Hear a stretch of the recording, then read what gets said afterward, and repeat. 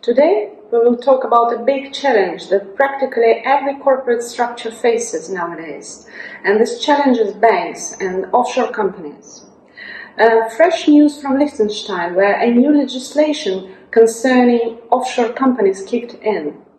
According to this new law, usage of active offshore companies, that is, companies engaged in services, production and trade, without any proof of physical substance, will be seen as a measure to avoid tax and hence potentially classified as tax fraud. This does not so much concern passive companies, as CRS exchange for passive companies is profound and broad, and the activities of such companies are known at the place of UBO residence. However, holding and investment companies can also suffer from this new legislation. The banks are very much concerned about this because all parties involved are liable if such tax fraud takes place, and that is nominal directors, fiduciary representatives of the companies, and banks that carry out transactions of the company. That is why banks asked such active offshore companies to provide proof of substance, which varies from bank to bank quite a lot, because the regulator did not give clear guidelines on what these requirements are, and banks interpret them differently.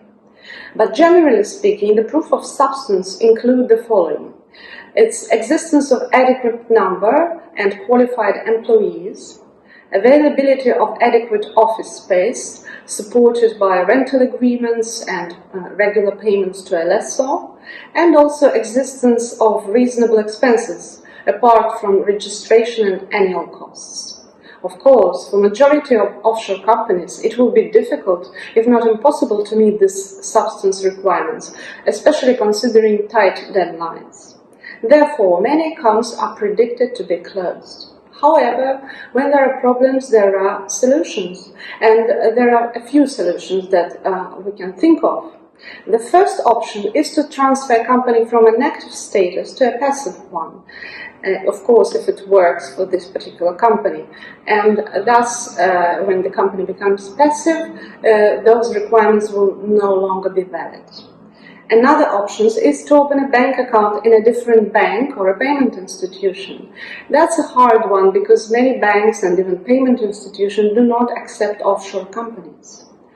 Or what we can think of as well is redomiciling an offshore company to an onshore jurisdiction, reputable jurisdiction, for example, Cyprus or Malta. And even a faster track would be opening a branch or place of business in an onshore jurisdiction. In this scenario, the offshore company will remain, it will continue its existence, and it will just open a place of business in, let's say, Malta.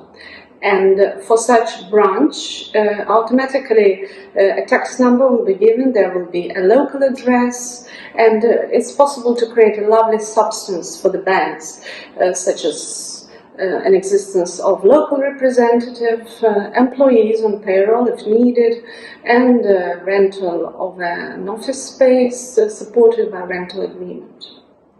So I believe this is a very good solution for offshore companies that go through troubles right now. And the general advice, it's not wise to keep all the eggs in one basket. The more banks you approach, the more bank accounts you have, the better. Banking requirements is a changing medium nowadays. So if one account of the company gets closed or temporarily blocked, then there will be always another reserve account. And it's important to have it because if company just have one account, you're in trouble.